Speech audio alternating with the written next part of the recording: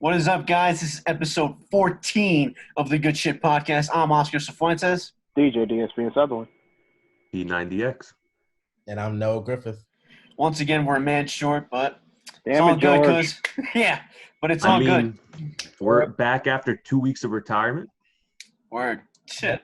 Wow. Speak for yourself. I don't retire, dog. It's called a break. Yeah, we took Halftime. another hiatus for the week, but And we're pulling Don't hate. wins. why are we going to hate this week? You know, we got All Out this weekend, fellas. Come on.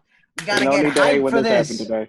Sir. Well, we got DJ's got his baseball season, but we are hyped for All Out, and we're going to give you our predictions later on in the show. But before we do, we want to talk about a couple things. First off, NXT might be in a bit of trouble because it was announced earlier, I think it was this week or last week, that Mauro Ranallo has officially left WWE.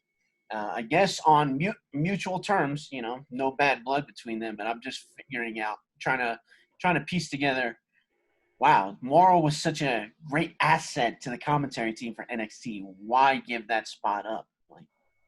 I mean, he's always had some issues with the company in the last couple of years. Didn't he leave at one point because he was being bullied by JBL? Mm-hmm. Well, he was on SmackDown. He was on the SmackDown commentary team, and then after that whole shit with JBL, took off for a while. Then he joined the NXT commentary team, and he was doing great there. Like, I think his best work was with NXT because, you know, we couldn't. Come on, who didn't get hyped when he went Mamma Mia every time Literally, big you spot can't happened. like after the last 5 years, you can't think of the biggest spots without Mauro's commentary. No, absolutely. He's literally the voice that you think of whenever you see like a major spot during the takeover over the last 5 years or so, or however long he's been there. Like, Mauro is NXT in a way. Like, you can't imagine an NXT show really without any of his sayings going on, whether it be Mamma Mia or like a witty one-liner after a move, just him being excited to call moves. Like, you feed off of his excitement, and that gets you hyped even more than you already were. So, yeah, this is a huge loss. Like, NXT still got good commentators, but there's not really replacing them more now. Yeah, it's like who's gonna be better? Who's gonna be better than Mauro Ranallo? I mean, they brought in Wade Barrett, I guess for 1 week, but really, is his? I mean, I don't know how his commentary skills are, but we know he can speak, but speaking on the mic isn't the same as commentating over a match, and still, you can't really ask him to replicate Mauro Ranallo. Yeah, not to mention, go ahead, no. I was gonna say, Mauro, like as you were mentioning, like Mauro is the face of NXT. Like in terms of a commentary wise, like I don't know if you guys remember, I think it was Takeover Brooklyn 3 where they recorded Mauro's interactions Well, they started doing that. I think at Brooklyn 3, and then I think his best one was like at Takeover New Orleans. I'll tell you this: I've rewatched the North American Championship ladder match for their inaugural champion like so many times because I loved hearing Mauro do the commentary for that, and just his energy, the way he gets excited, just, you know, he brought life into that match. Like, he brings life into these matches. You could have the worst match on the card, Mauro will make it sound like the greatest thing you have ever seen. It could be a half-star match. Mauro bringing the 3-star just based on his commentary. Yes. Mauro can turn shit into gold like this. Literally turn shit into gold. And, like, losing him, I understand it's a mutual parting, but that's big. Like, I watched yeah. And, like, NXT is a great product, don't get me wrong, but when you promote a four-way match, like a fatal four-way match for the NXT title, in a 1 hour Iron Man match, and then you have a draw instead of having a final breaker, that's where NXT is struggling with, because you're going to have Adam Cole versus Finn Balor next week, but there's a lot of speculation going on that NXT wants to switch days. They don't want to do Wednesday nights anymore. So, well, the thing is, like, the USA Network wants them to move to Tuesday nights, but I guess Vince was like so adamant, and he was telling them, no, were staying on Wednesday nights. Like, Why? I would get like I kind of get it because like I think they we have know been. why. Well, there's a reason. There's speculation that that's the reason, but it's like NXT has always been on Wednesday nights since they started, or at least when like before they got on the USA Network. Like Wednesday night has always been their home. 1 hour on the WWE Network Wednesday night. It was always their thing. But now it just seems like with this competition, but this the Wednesday Night Wars, AEW and NXT. That seems to be the reason Vince wants to stay on Wednesday nights. That like he's just trying to keep taking away from, AEW's audience, whereas not even really focusing on trying to increase ratings. Because when you think about it, they moved to Tuesday and they broke the 800,000 barrier in viewership.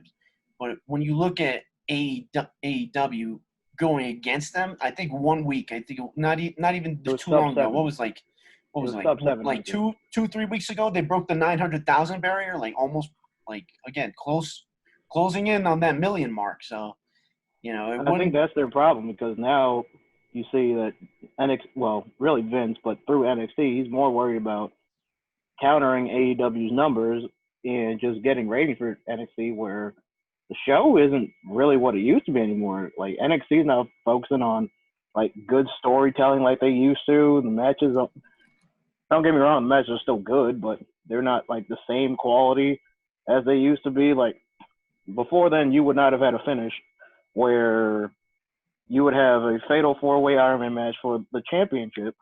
Granted, that doesn't happen anyway, but you wouldn't have the fatal 4-way Iron Man match for the championship after you say that there will be a champion crowned and you leave without a championship crown.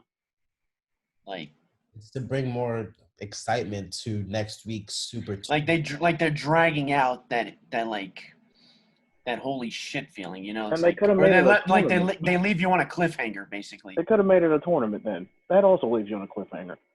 Well, I mean, give two guys 30 minutes. I don't know about the tournament because like who else on NXT's roster can you really see as the NXT? Can I just say this? You gave Keith Lee the championship, right? The NXT and the North American title. And then you make him surrender the North American title because you can have more competitiveness on your show. And then you have him lose the NXT championship and Cross gets injured. So then you set up the Fatal 4-Way. And then you send Keith Lee to the main roster on Raw. First, you change his entrance music. And his attire.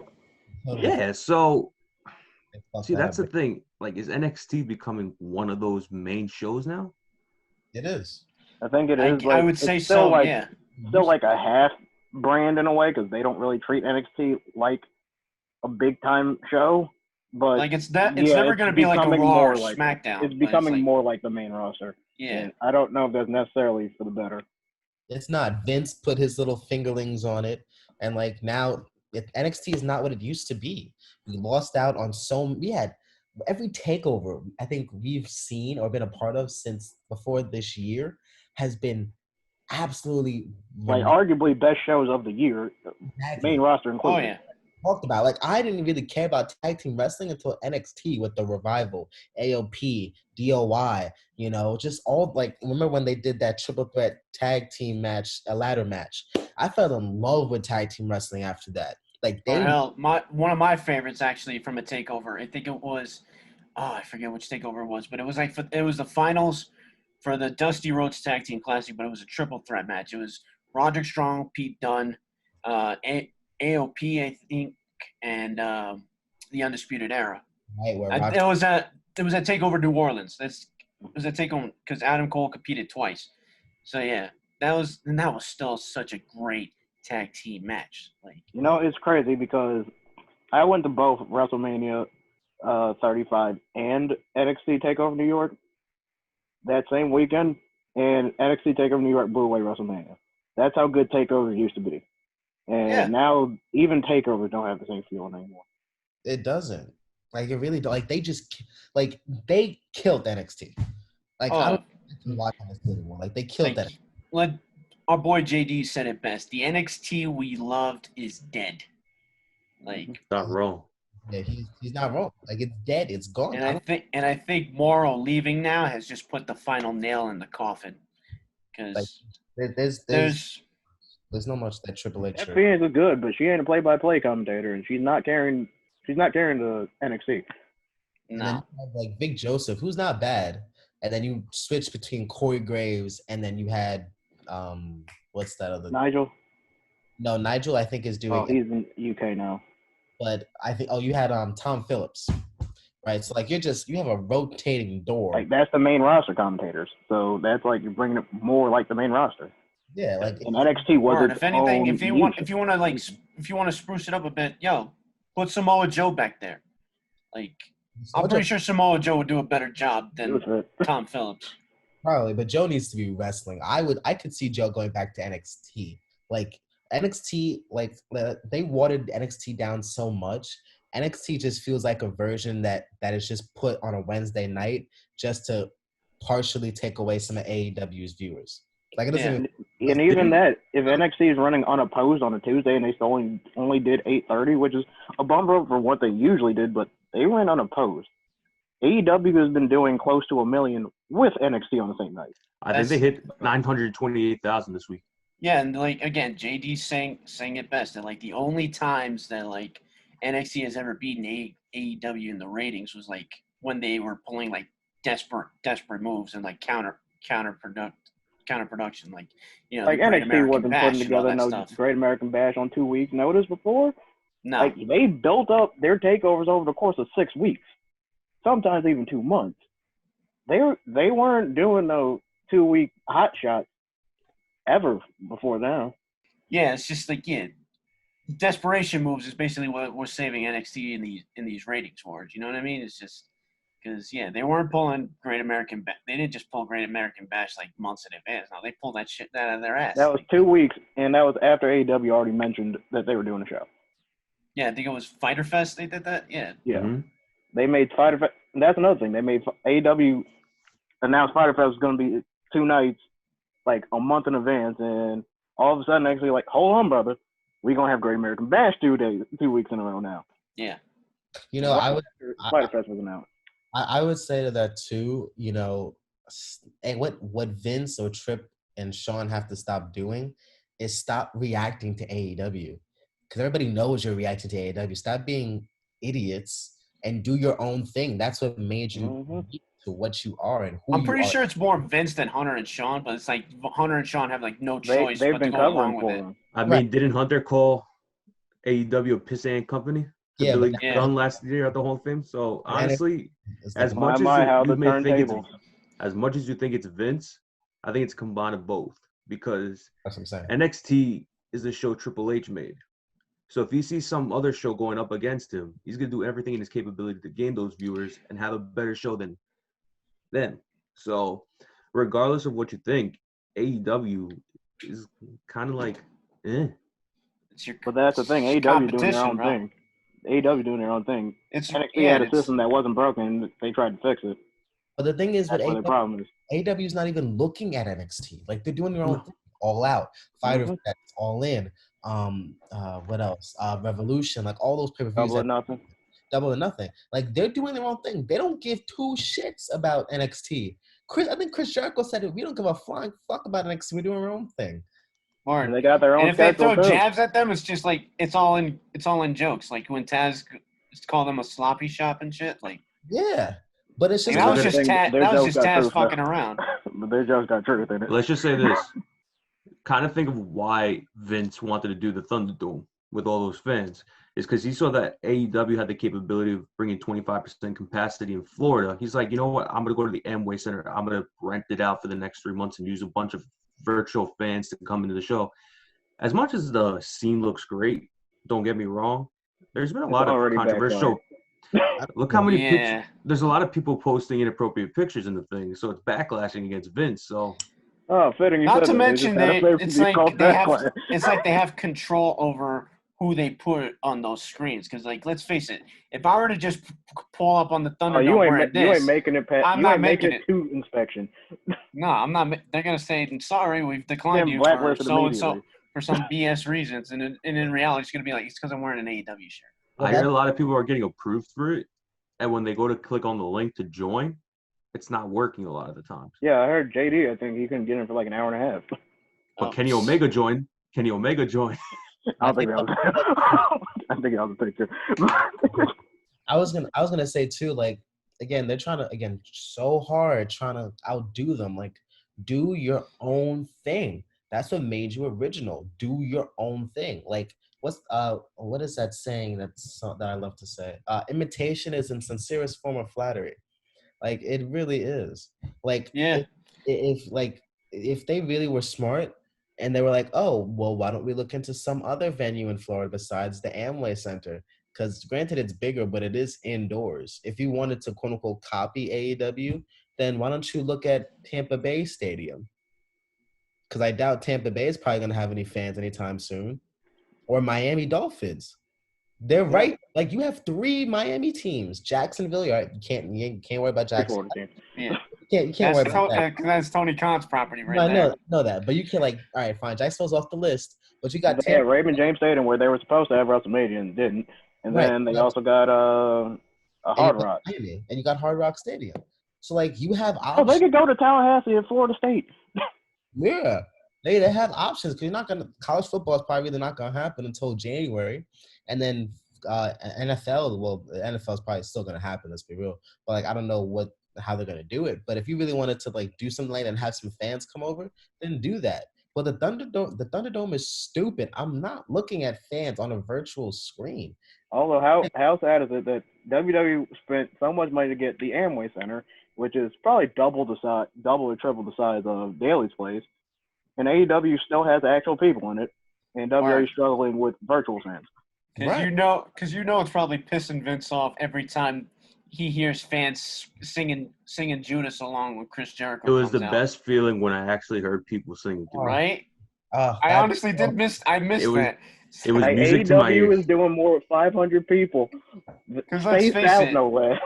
Let's face it. Because the only time I was singing along with Judas is when I'm blasting that song in my car. It's just right. But when you sent that video of Judas, or of them singing Judas, I was like, wow, that made me shed a tear because I'm like, while, like a while, like that felt good to you. That made me think, okay, hopefully, God willing, we might be able to go to Blood and Guts. In February. Well, that depends on who they put. That depends on who they put in the cage this time, because or they're not going to go back to the Elite versus the Inner Circle, considering what's going on. We're going to discuss down the line. To be honest with you, I just need something to do in February. You can't keep postponing my event. I understand there's a pandemic, but my life is boring at the moment. All of our lives are boring, bro. Yeah, that's a fact. This disclaimer inside. Probably not Noah's, but still. Well, no, I was gonna say a little shameless plug. I did see at Temple, like they're planning possibly to have All Elite Wrestling come April 7th. But that's a tentative date, so I don't know. No, we're gonna have another show before we get to one. Word. I don't know if it's gonna happen, but they were just saying it's just like there in front of Leo Corus. April's a lot more likely than February. Well, I mean, push it back to like April, which I hope that happens. A little shameless plug, but gotta support. I know it's gonna be a 2 All Elite shows before we get to this. Watch this. Our show's gonna get postponed to August, the week after Noah has it on August 7th. No, April 7th. April 7th, not August, April. I mean, April 7th. Watch and see it's going to be the week after, so Noah's going to get 2 shows back to back. Noah's going to be at like 4 AEW shows before we get to one. All shows back to back. I mean, if you're okay coming, that's the. Well, we'll cross that bridge when we get there. We'll cross that bridge in April. But just to wrap this part up, so Mauro sent out a statement on Facebook, and this is his words, and I quote: "I appreciate the opportunity I had to realize my childhood dream of working in sports entertainment, and I wish WWE well in the future. Now I want to direct my focus and devote my time to my other projects and to my mental health charitable activities and the well-being of my mother and myself." So obviously, doesn't seem like he went off on a bad note saying like, he was like getting shit on or anything. And like he's had a couple instances that we've mentioned before. And I guess, yeah, Mauro's become a very big advocate for mental health, considering, yeah, he's shared his stories about, dealing with his bipolar disorder, and how, he's, taken that and helped him, go further in his career. And he's, yeah, now, and it is being reported that he's still going to do his commentary for Bellator and Showtime Boxing. So, I might catch one of those fights just to hear his voice, just to see how he. I was about to pay a those. whole $100 just to hear Mauro again. Or I just want to hear him go "Mamma Mia" one more time. You want to see somebody get knocked out tomorrow? Or if he does that when somebody gets knocked out, I would be so hyped. Yeah. I mean, somebody gets a strong enough hook, but it's probably gonna come out. Oh man, but just to wrap this up, we wish Mauro the best in whatever he does. We hope all of his projects become a success, and we look forward to see what he does with his mental health charitable activities. And his mom too. You said yes. Oh yes, and his we mom. hope and pray for the best for his mother and himself. Now, Pro Wrestling Illustrated has just released their top 500 wrestlers for 2020. And no, we're not going to go over all 500 because that would take us that'd take us 4 shows, though. It would take us weeks to go over that. So we're just going to go over the top 25, and it goes as follows. So the number one ranked wrestler of 2020, Jon Moxley. Congratulations, well deserved. He's had such a transformation in this past year. This is probably one of the best honors he's ever received. Number 2, Adam Cole. 3, Chris Jericho. 4, Drew McIntyre. 5, Tetsuya Naito.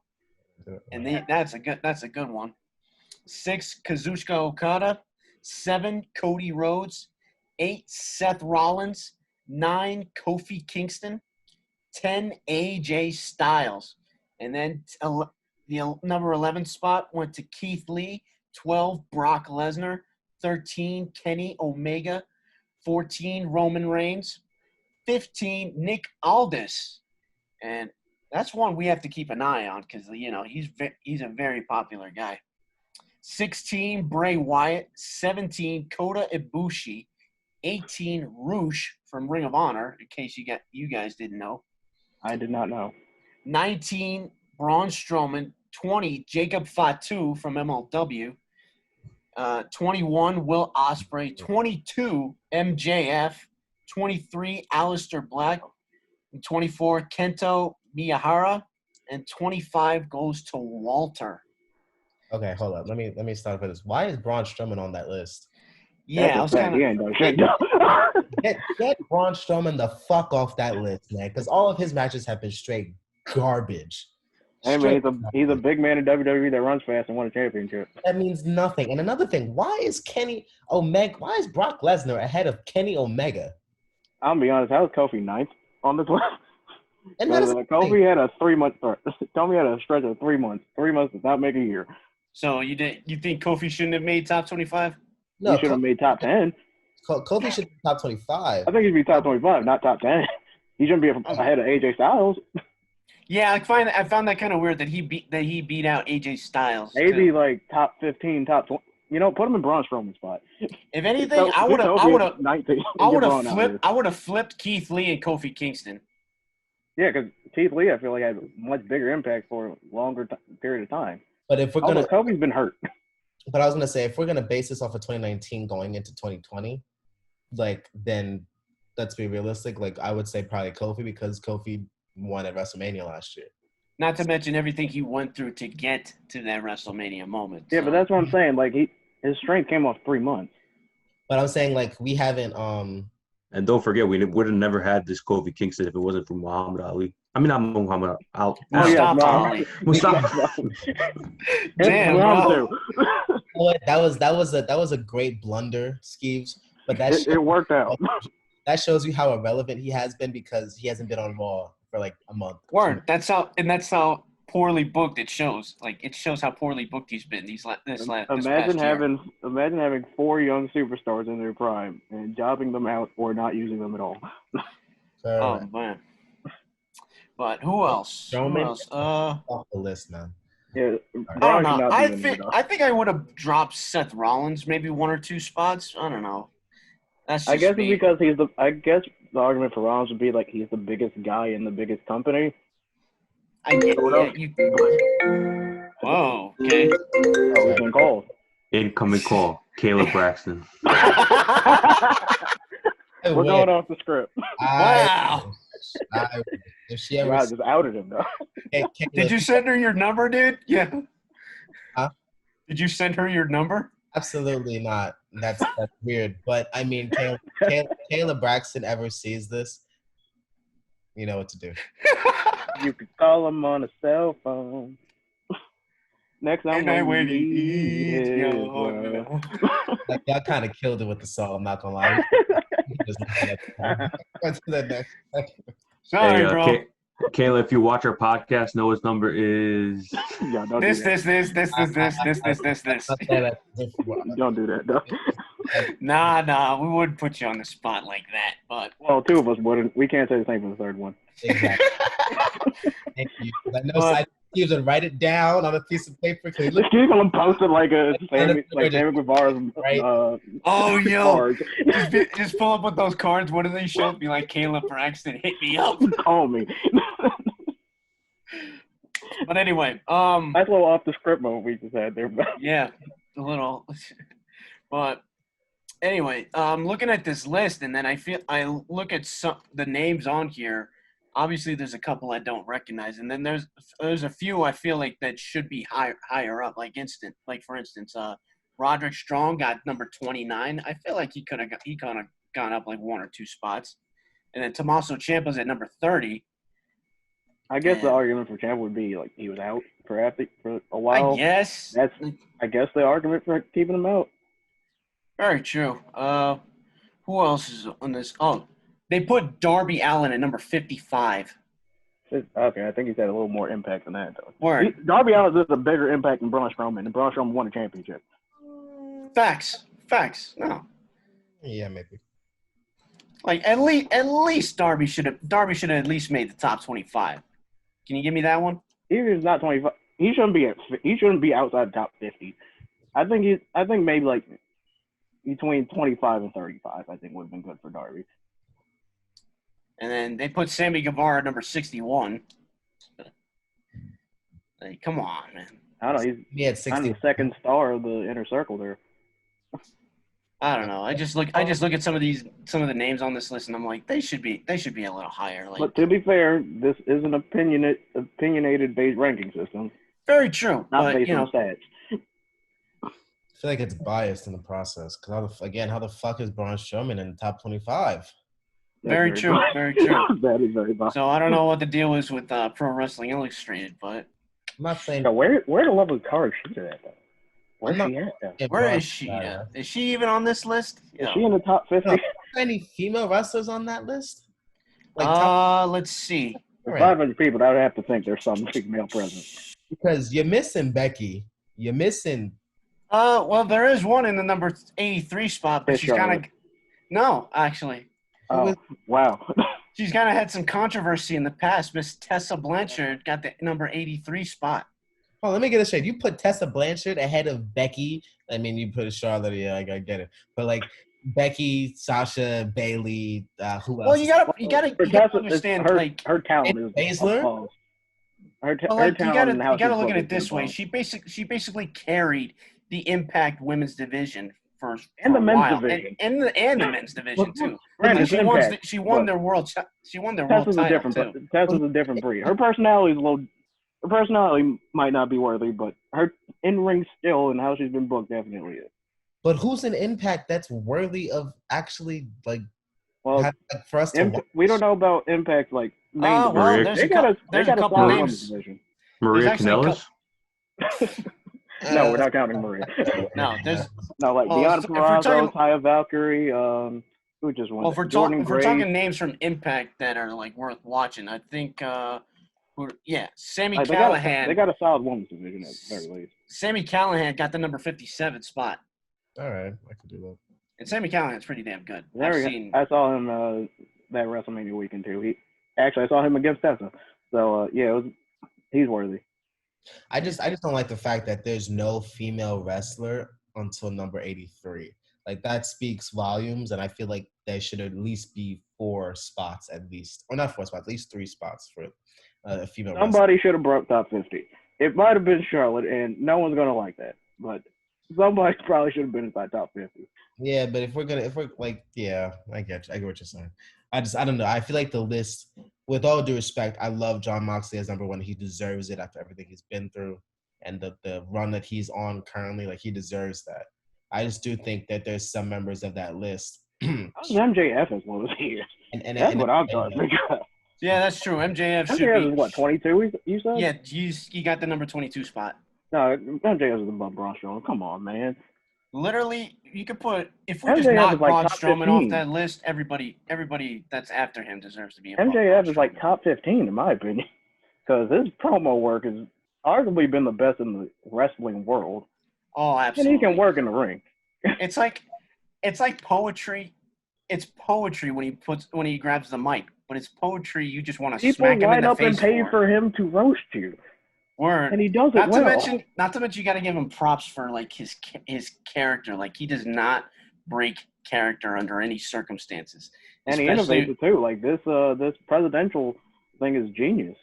Oh yeah, like this campaign for champion. Like this is probably like one of the best ideas they had. Next to Jericho's debate with Orange Cassidy, who I believe, where did Orange Cassidy rank? Did you rank it like 65? He's on this list. I just lost the spot where he is. Okay, Orange Cassidy got 84. That's disrespectful, fam. For how over this man is, that is disrespectful. Word.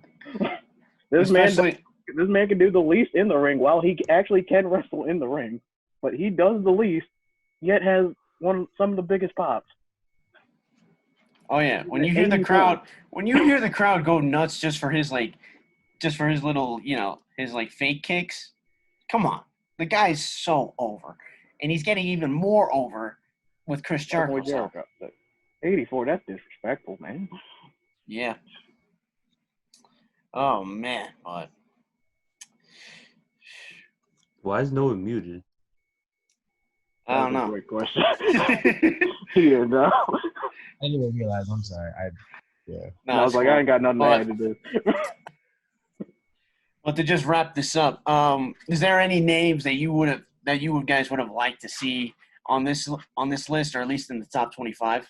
Well, like Noah already stated, Becky probably should have been up there because. What about my guy Heath Slater?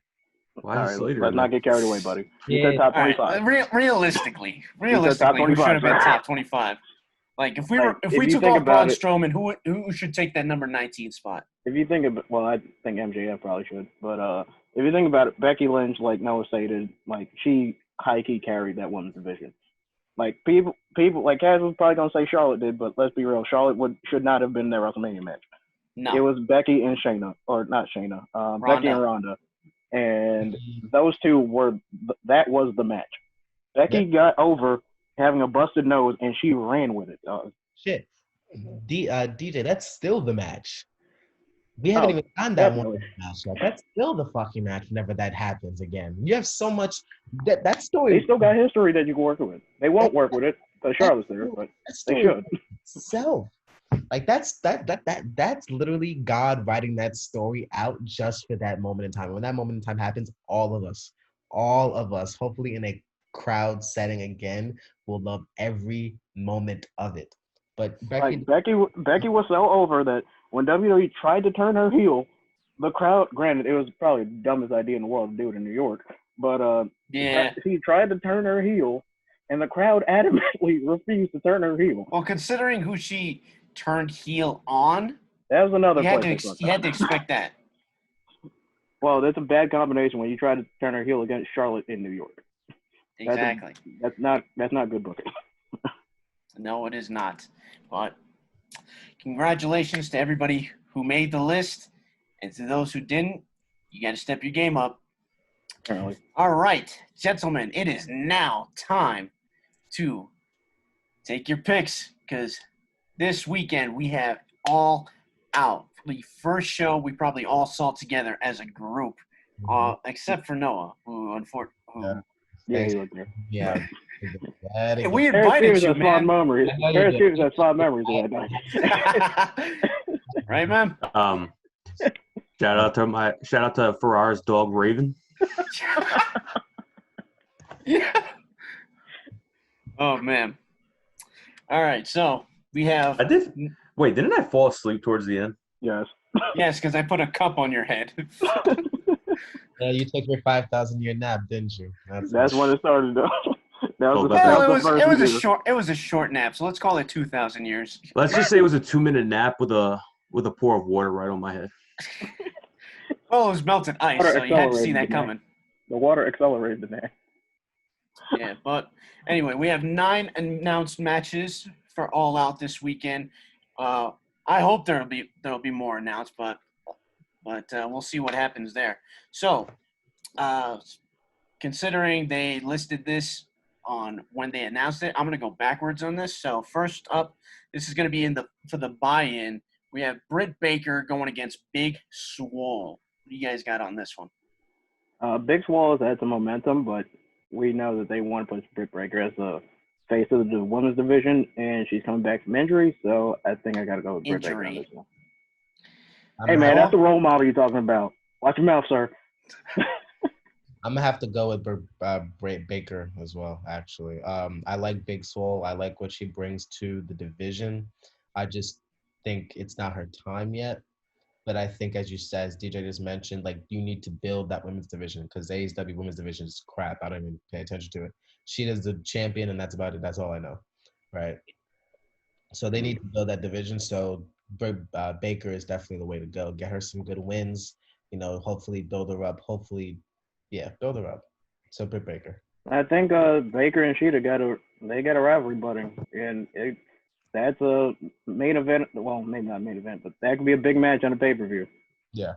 I mean, the whole AEW women division has been great so far, in my opinion. But honestly, between these two, especially, remember that big promo between Baker and Big Swole when she said, "At least I got a ring, baby." Yeah. That clap back. She's like, "I'm married, baby." I was like, but honestly, when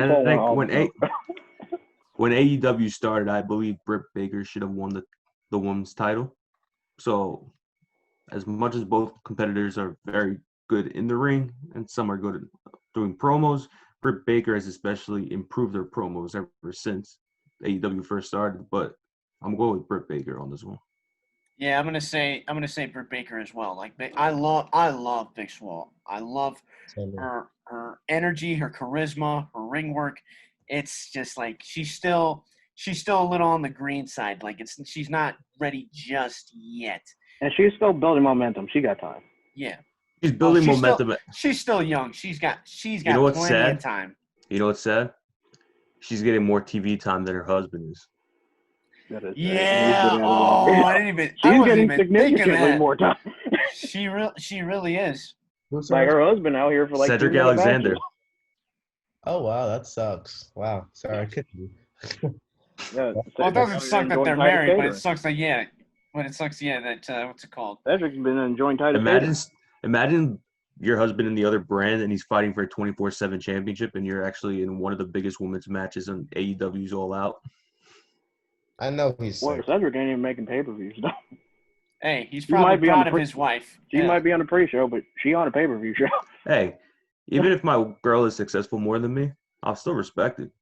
Oh, absolutely. That's what I'm saying. Yeah, like, he's proud of Swole, but I bet you it's like a little. There's like a pinch of resentment, just like, damn, my wife's doing better than me. What am I doing in this damn company? Yeah. But, when my time is up, my time is gonna be now in another company. Okay, John Cena. All right. But anyway, so we all got Britt Baker on this one, right? Yep. Mm-hmm. All right. So next one is Matt Hardy versus Sammy Guevara in a broken rules match. But the other stipulation is if Hardy loses, he has to leave AEW.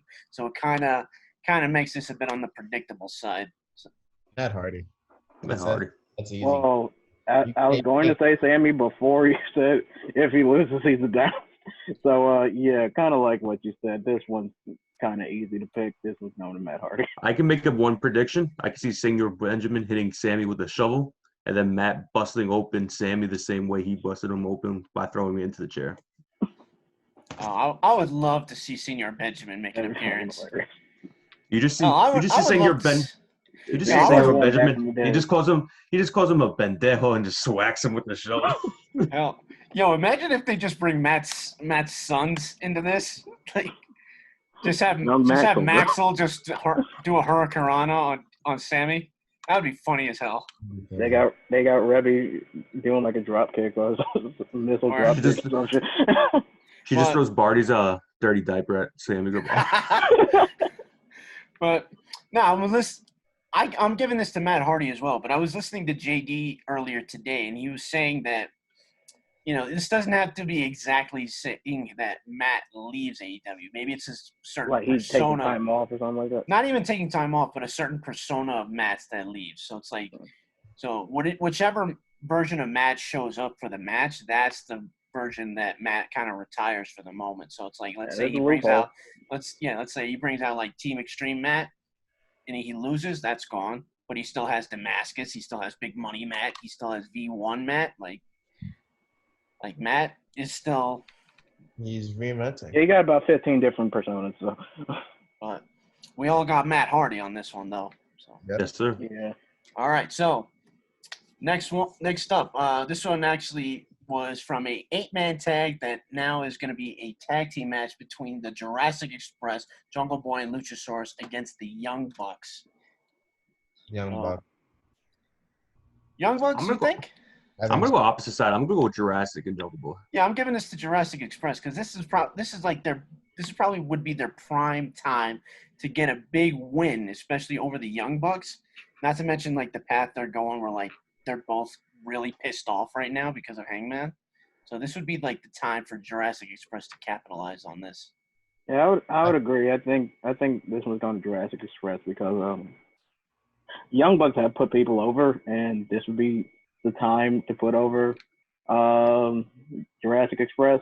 And like you guys already said, Hangman got kicked out, so he's probably gonna do something to mess with the Bucks. And I think it might be a fuck finish, but I'm gonna go with Jurassic Express. Sweet. All right, so next up we have the Dark Order, consisting of Brody Lee, Colt Cabana, Evil Uno, and Stu Grayson in an 8-man tag match against Matt Cardona, Scorpio Sky, and the Natural Nightmares, Dustin Rhodes and QT Marshall. Dark Order, because Dark Order. Lee's got all the momentum, and I'm gonna be honest, the faces don't really need to win this one. No, plus like Dark Order, like at the top of like. They're at the top of their game right now, so why bring them down? You got to keep going. Like they haven't hit their peak yet. So Dark Order. Yeah, Dark Order all the way for me. Boom, boom, Colt Cabana gets the pin now. All right. So now we have a 21-man casino battle royal. So I'm gonna list off the participants. You guys can give me like a top 3 or a certain one you think is gonna win. So from who's been announced. Because they have yet to, because it's 21 guys, and I don't even know how many guys they listed off. But here we go. We got Darby Allin, Lance Archer, Brian Cage, Ricky Starks, Pentagon Jr., Ray Phoenix, The Butcher, The Blade, Eddie Kingston, Sean Spears, Billy, Austin Gunn, Jake Hager, Santana, Ortiz, Chuck Taylor, and Trent as of right now.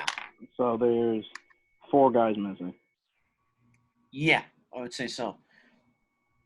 But out of those names, do you guys have a top 3, or would you have to wait till everybody's in the ring to take your pick?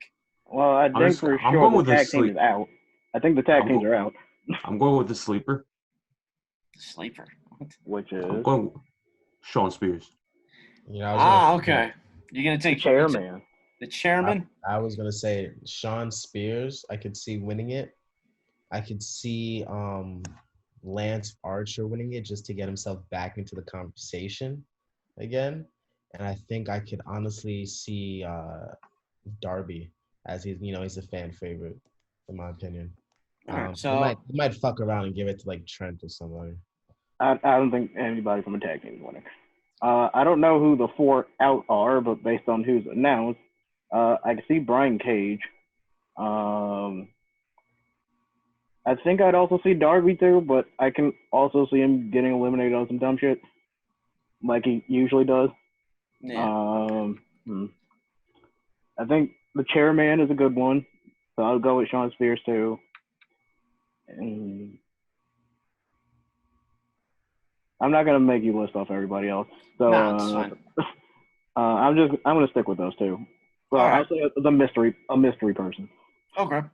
So myself, again, this is another tough one because again, you got four guys missing. Obviously, they're probably going to announce 3 more on Saturday, and then you got the Joker card, who's always usually like a wild card, like somebody who's probably going to make their debut. I wouldn't necessarily give it to whoever gets the Joker card, but based on where the championship story is going, I think I'm going to give this one to Darby. Just based on where the championship story is going. But speaking of champions, we have next the for the Women's World Championship, we have current champion Hikaru Shida going against Thunder Rosa, the current NWA Women's World Champion. I can't see them giving Thunder Rosa their championship, so I think it's gonna be a good match. But I think I gotta go with Hikaru Shida. It's going to Shida in my opinion. I think Shida has a couple good more title defenses before she loses it, and I think this is going to be one of her better matches. But I definitely think she's coming out with the win on this one. Yeah, I'm going with Sheeta on this one. And I feel like the person she's going to drop the title to is the winner of the Big Swole Baker match. Yeah. Yeah, I don't know. I'm leaning more towards Thunder Rosa because if you think about it, if like AEW and NWA kind of form an alliance and like they let some of their talent join AEW roster, I think Thunder Rosa would be a great asset to their women's division. So, I think so too, but I don't see them dropping their titles to her, at least not yet. Yeah, I feel like Shida has. I think it's gonna be like a really good. I guess she technically had a trial match already, but this will be like a really good trial match on the bigger stage. I don't know. I'm gonna give this one to Thunder Rosa. So Okay. Be the outlier. Hey. All right. So next up, we have the probably it's going to be one of the best tag team matches of this year. For the AEW World Tag Team Championship, we have Kenny and Hangman going against FTR. I'm just going to say this. That reign of Hangman and Omega, it comes to an end Saturday night. Yes, sir. I will say this as well. Forever the revival. Or forever the revolution. Or whatever the fuck they want to call themselves. Revolution, that's sir. Yes, FTR is dethroning Kenny and Paige because I feel like Paige give him this. Yeah, and you got to give him that. Like Kenny and Hangman have done the best, probably the best for this tag team division, and I think it's now time to let them go back to being singles. They've also held them titles for forever. Like it's about that time. Like very literally true. The whole. Like I'm not even gonna front. I'm gonna say that whole tag team division, like should be thanking Kenny and Hangman for like practically saving them. Precisely, and they're on the mat.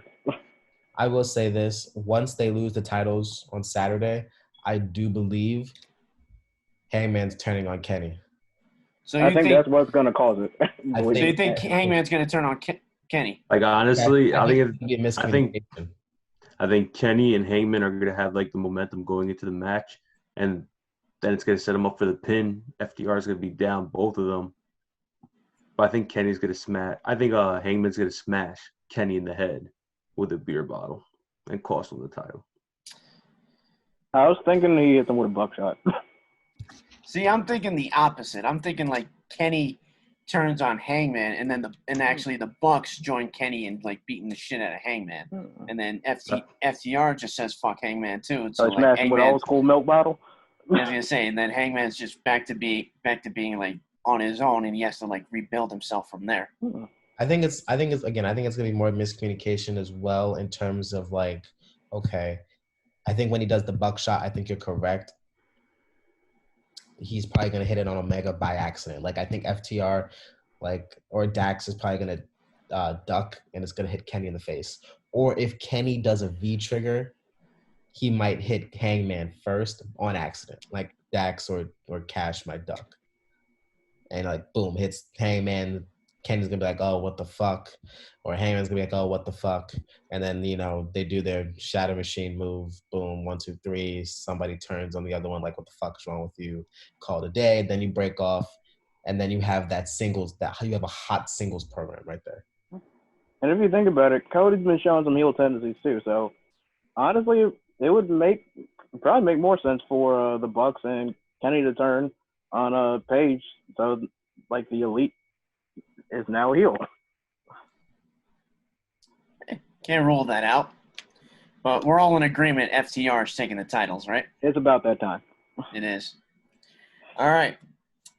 This is probably the match I'm going to be most hyped for. We have Chris Jericho against Orange Cassidy in the Mimosa Mayhem match, where there can only be won by pinfall, submission, or throwing your opponent into a tank of mimosa. I don't know about you guys. I love a good mimosa. There ain't going to be no pin submissions in this match. I mean, I respect both wrestlers a lot. But Jericho always seems he had the upper hand in every single match against Cassidy. He thought he had the momentum going into the debate. But I feel like at this time, maybe Jericho's going to take a step back and give that win to Orange Cassidy, because I feel like Jericho respects the hell out of Orange Cassidy, especially his charisma, just like the way that's the pop he gets, because Jericho knows that feeling of getting a big pop from the crowd. I think it comes down to like Jericho knows how big of like or how much potential Orange Cassidy has, and he's can like helping build him to be that main event player he knows he can be.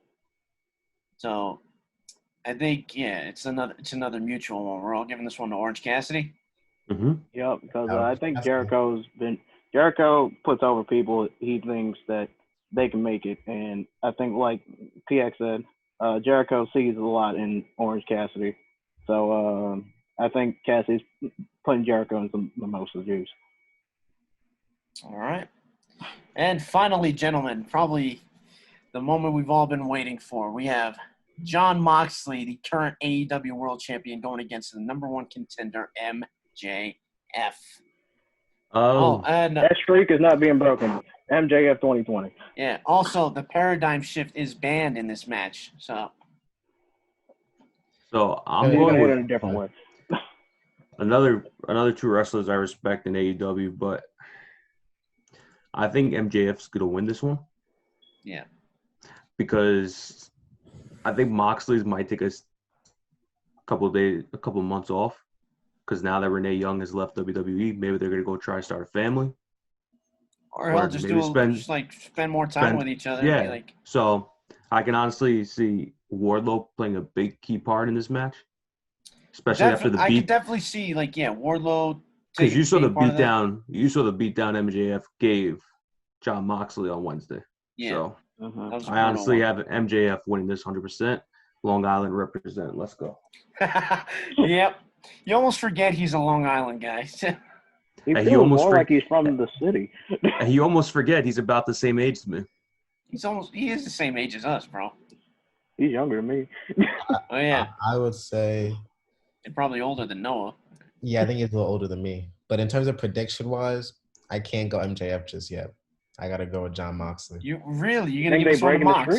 I'm sticking with Mox as the AEW World Champion. I think it's I don't think it's time for him to give it up just yet. I really don't think so. I think it's time we get a heel back in that championship role. Not to saying that like Mox's role as champion was bad. I think MJF it was the they made the best of a bad situation. Obviously, like, yeah, Mox's run happened probably in the worst timing possible, or this pandemic hit his reign at the worst possible time. But you know what? They made the best of it. They ran with it. They did the best matches they could, and he's delivered every single time. Like his match against Brody Lee, I can't stop thinking about that. His match with Brian Cage, those were pretty good. And like his last title defense against Darby Allin, holy shit. Like they just fucking attacked each other. So, like I'm saying, they made the best of a bad situation, but it's time to put a heel back in the championship role. And who better than MJF, who's undefeated? So, might as well. Like I said, I think MJF's just too hot not to give him the title right now. Exactly. It has nothing to do with Moxley because, like you said, Moxley is probably is deserving of a couple more title defenses. But like again, I'm gonna quote JD again. Like if Mox loses, it's not gonna. He's bulletproof at this point. He is bulletproof. I just don't see. I know MJF is hot, and I'm not like that. God forbid. Yeah. He's on a hot streak right now. He's on a hot streak. Okay, he's on a hot streak. Like he is one of the biggest acts in the company in the professional wrestling. So I get it. I get why you guys say MJF, but for me, Mox is like, okay. Right now, we're in a stage where like we don't know what's going on. So like you want to keep like having a hot commodity of a name as AEW World Champion just for right now. Like until we can get some sense of normalcy back, hopefully within like 2 or 3 months or 4 months, then you pick the right time. Because I don't think it's the right time for John Moxley to drop it to MJF. Like I want MJF to win the AEW World Title, but I want it in a better crowd setting. Yeah, a better moment than this because I think MJF deserves that much more. No, so I absolutely agree. He deserves I get that, to win but that I don't know title. how much they can delay that. Like I don't know how much they can no, delay making sense of storyline. Yeah, believe me, no, I completely agree with you. He deserves to win that championship in the middle of the ring, surrounded by thousands and thousands of fans in a full-on arena. But I think his popularity is just too hot right now that like not giving them the championship would screw them even more.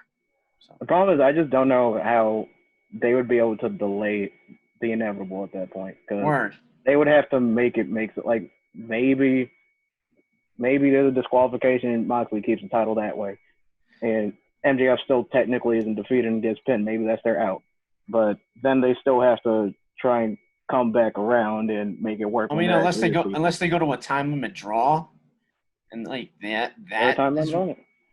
There usually is 60-minute. Oh yeah, I don't think they're going to time limit. Like if they go the full hour, I'll be fucking shocked. Yeah, maybe that's their out. Maybe like MJF gets disqualified somehow. I don't know. Maybe like a ref sees MJF hit Moxley with the ring or something like that. He gets disqualified. I don't know. I feel like a disqualification also would put that blemish on his record though. But I don't know. I think he's technically been defeated, but he hasn't been like pinned or submitted yet. So I guess that would keep his unbeaten streak alive. I guess, but I don't know. But 3 of us got MJF, and Noah's the lone man with sticking with Mox as champion. All right? Yep. All right. Well, we'll see what happens this Saturday. Check out All Out for AEW. You can catch it on pay-per-view or on BR Live. But we hope you enjoy it. And until next week, I'm Oscar Cifuentes. DJ DSP and Subone. P90X. And I'm Noah Griffith. And this has been episode 14 of the Good Shit Podcast. Like us on YouTube. Subscribe to the channel. Follow us on Instagram at Good Shit Podcast NY and on Twitter at Good Shit Podcast. And we want to thank you guys for joining us once again. We will see you guys next week. Take care. Peace.